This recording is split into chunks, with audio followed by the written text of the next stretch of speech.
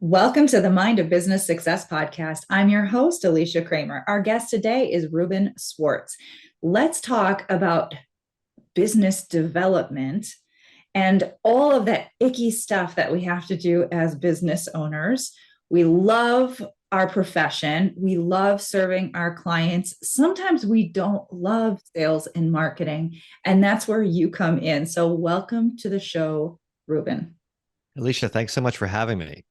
All right, so let's start by talking about your business because right now people are thinking, okay, where are you going with this, Alicia? So let's start there. Sure. Well, let's rewind a little bit because I was that person you're talking about who loved what I did for my clients, but hated getting clients. I hated client acquisition. And the thing that was crazy ironic for me was I was a sales and marketing consultant for Fortune 500 companies. So I was great at helping them, but I was really floundering with my own sales and marketing. And part of what I did in an attempt to fix that, because I knew I was struggling, was, well, I'm a hard worker, I'm a learner, and I'm getting paid to sit in the room with some of the most brilliant sales and marketing people on the planet. This is great, right? I just have to take good notes and do what they do, and everything will work out great. And the more I did that, the worse things got. And it took me a long time to figure out why. But it's obvious in retrospect that what works for a 5,000 person sales team with a $5 billion marketing budget might not be the right approach for somebody who is doing sales and marketing in his quote unquote spare time. And it took me a long time to understand that very simple lesson. But hopefully, if you're listening to this thinking, oh gosh, yes, and so much of the training and tools and technology and books and lecture circuit and so on is targeted at those Fortune 500 companies because they have the big budget. It's sort of like the sales and marketing training industrial complex, if you will. And so folks like me, and maybe some of the folks listening, absorb some of those messages. And it's not that they're bad messages. We're just not the right audience for them. And so over time, I tell people, and it's true, I accidentally built the anti-CRM that I wished I'd had because I was trying to use Salesforce and HubSpot and all the fancy tools my clients were using and wondering why my life was not getting easier or better because I was trying to think in a way that wasn't working for me and using tools that were designed for someone else. It was like I was trying to fly the 747 to the grocery store instead of taking the truck. So let's talk about what the anti-CRM is. Conceptually, it's kind of hard to grasp. We, for the most part, we know what a CRM is. Now, in case somebody doesn't, we may need to school them on that. But what in the world is an anti-CRM? Is a great question. And really the reason I call it that is because people tend to think, gosh, I would like to have a CRM because I need to keep track of everything and be more organized and make sure I follow up and so on. But gosh, I might have tried some CRMs. I've heard some horror stories. So I want to sort of position this as, hey, this is not like the other CRMs. Trust me, it's the anti-CRM. And really what it is traditional CRMs are not built for the sales rep to be more productive. They're built for the VP of sales to keep track of the sales reps, which, by the way, is a perfectly legitimate business concern. There's nothing wrong with that per se. And I knew from going into working with these big clients, and I was like, okay, great. We have all their data in their CRM. They're so proud of their new CRM implementation. We're going to know exactly what's going on. And you pull the data out and there's nothing in there because the reps aren't actually using it. They're using their own spreadsheet or whatever, because they don't want the VP of sales keeping tabs on them. They want to do things their way. And if they feel the CRM is getting in their way, they're going to go around it. So for us solo folks, we are the VP of sales and the sales rep and the chief marketing officer and the marketing analyst and this, that, and the other thing, all those different hats we wear, along with doing our actual work for our clients. So I wanted something that I actually wanted to use that would help me create and nurture relationships. And I'm an introvert. I don't like selling. And so I felt like a lot of the other stuff was really built for people, they're built for professional salespeople who are making 100 sales calls a day or they're on the road all the time. That's not me.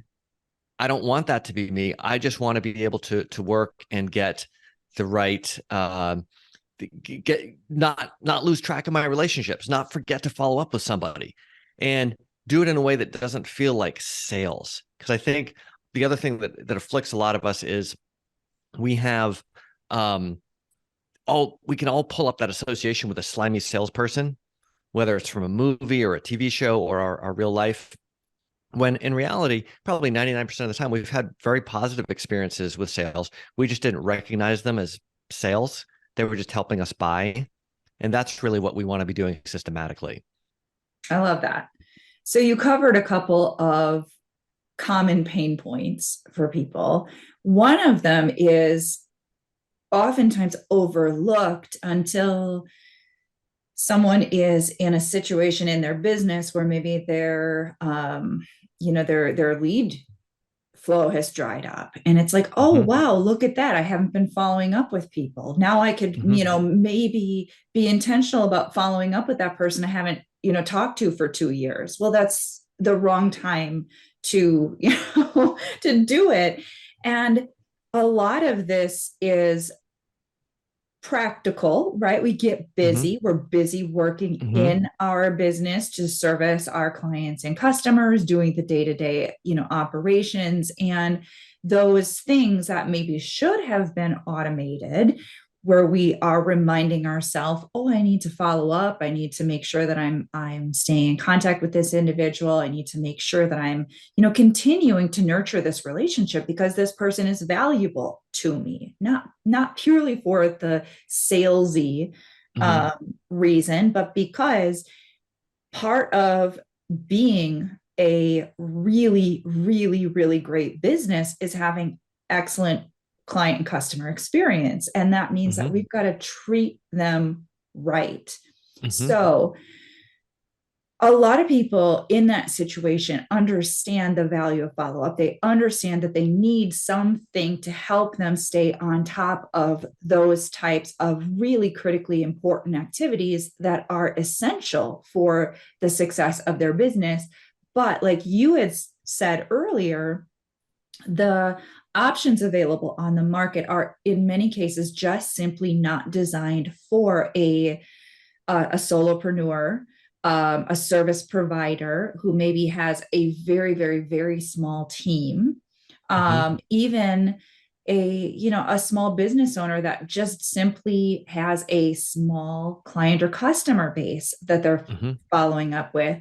So when you are coming out to market with your thing, I'm curious, what do you all have in there to help individuals that I'm referring to here, the small business owner, the service provider, the solopreneur, in addition to, because you mentioned a couple things, right? We're wearing all the hats. So what are some of those things that are in your software that are helping individuals stay on top of those necessary elements in their business?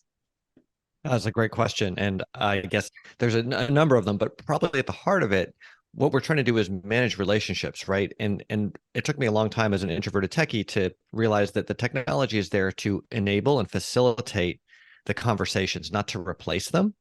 So I think a lot of us, we have that kind of weird, icky feeling about sales.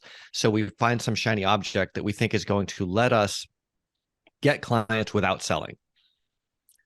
And then we get frustrated, and then we find another shiny object, and so on and so forth. So I'm told. When really what we want to do is just have good conversations with the right people. And if we do that in the right way, it doesn't feel like selling at all. It feels like you're a doctor and you're diagnosing, and the right people you're going to treat, and the folks who are better served somewhere else, you're going to send somewhere else, and other people are going to send the right people to you, and it's all going to work in a virtuous cycle. But if we don't do a good job with that, and we find ourselves sort of grasping at straws like, oh, I got a referral this month, they may not be the best fit, but gosh, I got to make payroll, then we kind of fall into that salesy mode, and things go sideways. So at the heart of every CRM is, here's a list of people. What's a little different about mine is there's columns there like, when did I last talk to this person, and what am I next due to talk to this person? And by default, you can create tags with different conversation frequencies so that you don't have to manually update that next conversation date each time. It's going to do it for you. And you can always override that. But what I found with traditional tools, that they would let you put some future date in there, but if you forgot for some reason, or you got logged out or whatever, It was like this person disappeared. And as they say, the fortune's in the follow-up, the relationships happen in the follow-up.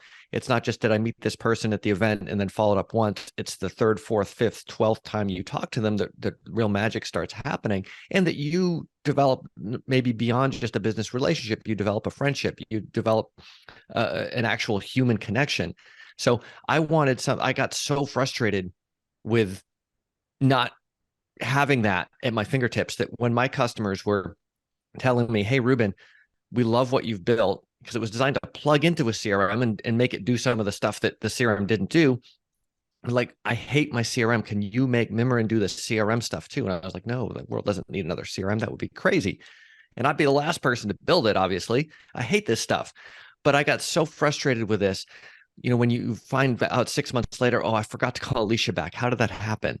Right? Everyone just got busy and something just slips through that you had already invested a bunch of time and energy in. So this way, nobody disappears without you explicitly saying, I don't want to talk to this person anymore, which, by the way, is totally fine if you do it intentionally for the right reasons. So the next level beyond that is what I call call mode, where you say, well, I need to catch up with my prospects, my partners, my past clients, my podcast interviewees, whatever it might be. So you click on that tag and you say, start call mode. And it will just take you to the first one you're supposed to talk to. You hit the button to make the call, you take your notes and you hit save and you go to the next one. And that gets you out of having to think about who of the hundreds of people I should be talking to next do I actually talk to next? Because I don't know if you've ever had that experience where you're staring at your list of people like, oh, I should follow up with all of these people. And I used to spend more time trying to organize the list than actually having the conversation. So for me, it's been just an incredible mindset shift to say there is no mathematically perfect way to organize this, but the worst way is to not talk to anybody. So let me have some systematic way of doing it. And lo and behold, you have more conversations. And then the other nice thing is there's no pressure on any individual conversation. You're never trying to close somebody. You're never trying to be that icky salesperson. You're just two peers talking about stuff you both care about. And if you find, well, maybe this person doesn't care about the stuff I care about anymore, well, that's fine. They can go on their own way. Now, another thing that is built into the tool that helps with this, there's a lead magnet capability, because a lot of folks are not using their website as anything more than a shingle. And your website has a job. It's to get you leads. That's it. That's the job. And I spent years ignoring that and thinking, well, it's just a shingle, or then I would spend a bunch of money on ads or some other stuff and it wouldn't work right. And then I get frustrated and I kind of loop around in this cycle of doom. But what we want is for our ideal client to come to our website, say, oh my goodness, finally, I found this person. This is what I've been looking for. And they may or may not be ready to schedule a consult or whatever. But if we can offer them something that's free and easy, that starts helping them solve their problem, i.e. a lead magnet, then they can sort of decloak themselves and come into our world and be open to a conversation. So there's a lot of stuff in there built around that. And the thing that's tricky is a lot of folks aren't really clear on who their ideal client is. They're on what I call PCP, possible client profile, instead of ICP, ideal client profile. And then when the ideal person does come to their website, they're not sure if they're in the right place because it looks like everyone else's website, right? It sounds like the same boring, generic stuff. We want the right people to know, hey, you are in the right place. This person gets you. And the other people should go elsewhere, because the worst thing that can happen is they're going to chew up a bunch of your time. And then, of course, if you have the good conversations and someone says, hey, can you send me a proposal? It's got proposal automation all the way through to e-signature built in as well. So that was a little long-winded, but the short answer is there's a lot of little things that are different because we want to make this person's life easier versus we want to give the VP of sales a ton of tools to track a giant sales team. I love it. So you covered a lot of different sort of nuanced pieces of the whole business development structure. And you also threw in there a little bit of psychology. And that was actually, I mean, you kind of covered it from a couple different angles, right? So the buyer psychology from the client's perspective and feeling like they're in the right space and feeling safe, sort of taking a next step, not too big of a next step. But you also touched on the seller psychology. So as the coach, consultant, service provider, whatever your role is, that there are these tendencies that we have to avoid the things that we find overwhelming or daunting, or we have our self-imposed limiting beliefs, especially when it comes to sales.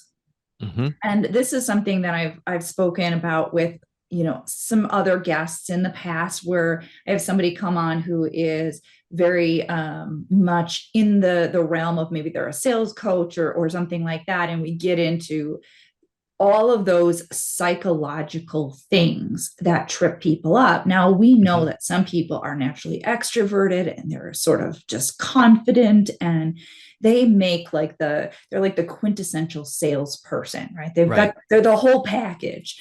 But most of us are not that. Even if you consider yourself somewhat extroverted, there is a tendency to not necessarily be particularly comfortable in the role of salesperson. And then we have all the way on the other end of the spectrum, where we've got the introverts, and then we've got all of this societal conditioning that sales is sleazy and it's manipulative. And then you've got people who are out promoting, how to use NLP to, coerce people into buying your thing. And fundamentally, that conflicts with a lot of people's values, because internally they're good people. And so then they say, oh, well, then sales must be bad. Selling people must be bad. And so then we get into self-sabotaging patterns where we're avoiding, we're procrastinating, we're doing all the things to not be the bad person that we believe we will be at that deeper level of the mind if we do that. So you sort of incorporated some psychological strategy into your CRM to help people not self-sabotage, but there probably still is a little bit of inner work that needs to be done to make sure that they are utilizing the software. So I'm curious, because I want to pivot on this a little bit, and I want to speak to you as the business owner. And you've already mentioned that you had some of this going on yourself. Just a tad. Right? So one of the things that I love to get into with my guests, because so many incredible, business owners, successful entrepreneurs have had to overcome a lot of these different mindset things. And so are you willing to share with us, whether it's the same topic or slightly different, a mindset obstacle that you've personally had to work through to overcome in order to get to where you are today in your business? Well, it's funny because I don't just sell this tool, like I am user number one. So a lot of this stuff is built, for me and in conversation with other customers, but I'm sort of like patient zero, if you will. Like it's got to work for me, and I'm a tough case to crack. And I think you've touched on a lot of great things. And what I've realized over my journey is there's some compounding factors that make all this a lot worse, that we tend to step into, whether we do it on purpose or not. And so one of the things that I realized looking back, because it's always obvious when you look back, right? It's not always obvious at the time. There were sales cycles that didn't feel like sales cycles at all, right? Like an awesome client calls up and says, hey, Reuben, we want to do another project with you this time for the East Division or whatever. And you're like, great, okay, awesome. And before you know it, you're just doing the work. And there was no selling involved. Or someone makes a perfect referral. You just have a great conversation, you hit it off, and next thing you know, you're working together, blah, blah, blah, right? Doesn't feel like selling. And then we have those other situations where it's like, oh, there's this referral or this person, and, I've had 6 meetings with them and I'm trying to get them over the finish line and blah, blah, blah, blah.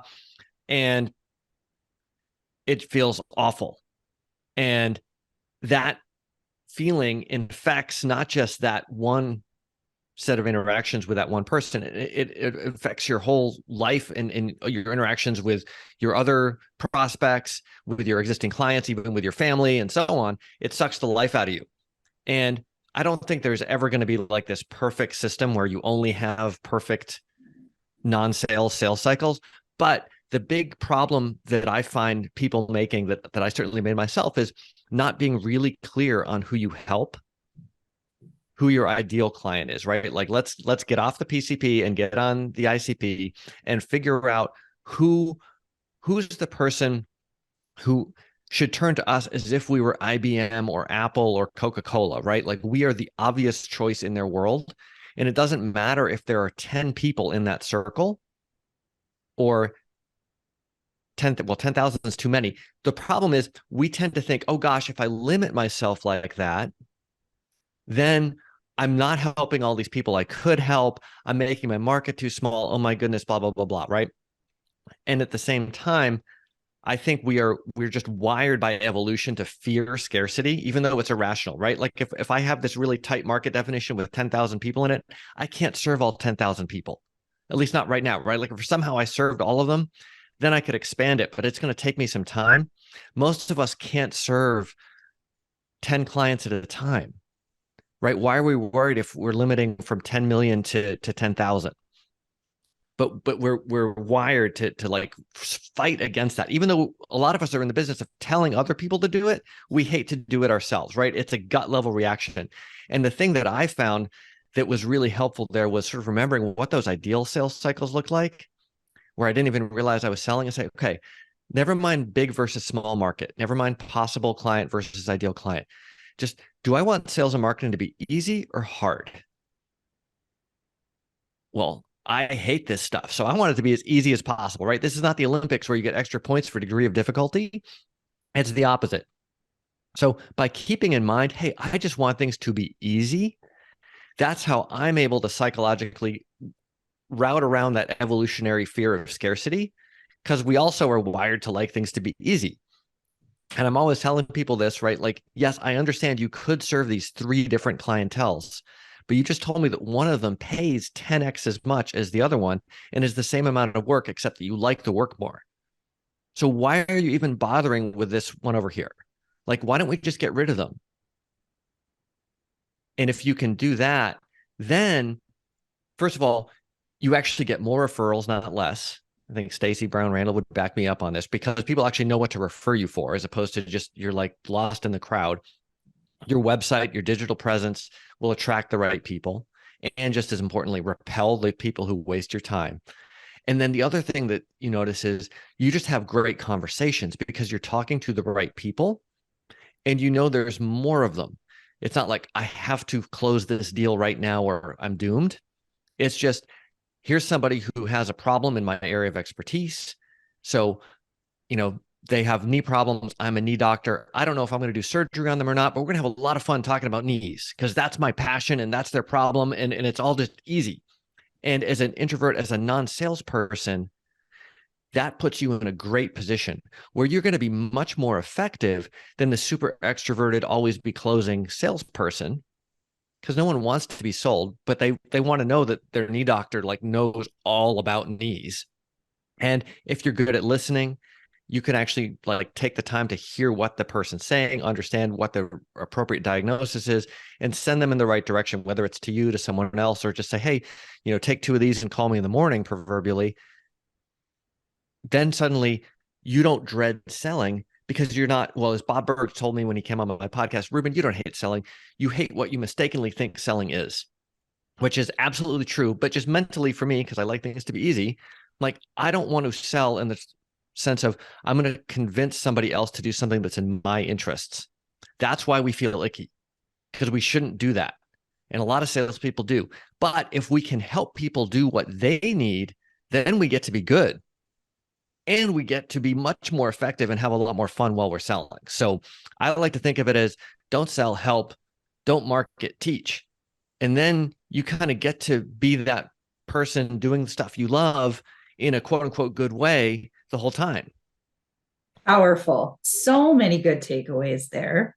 So now this is the perfect time for you to share with our listeners how they can connect with you, how they can learn more about your anti-CRM. So can you share with our listeners how they can get in touch with you? Absolutely. So you can find out more about the anti-CRM at mimiran.com. That's mimiran.com. You can connect with me on LinkedIn. I think there's a handful of Reuben Swartz's, but it'll be pretty clear who I am. And if you want to hear more about this kind of stuff, you can also check out the Sales for Nerds podcast at salesfornerds.io. Love it. Thank you so much, Reuben. You are a wealth of valuable information. It has been a great conversation. Thanks so much for having me, Alicia. Like I said, my mission is to help people not have to go through things the hard way like I did. And I've made a lot of mistakes. So anything I can do to help people learn the easy way, I'm all for it. So good. And of course, have to thank all of our listeners. You know, we're doing this for you. If you haven't already subscribed, make sure you do so. And until next time, we will see you in the next episode.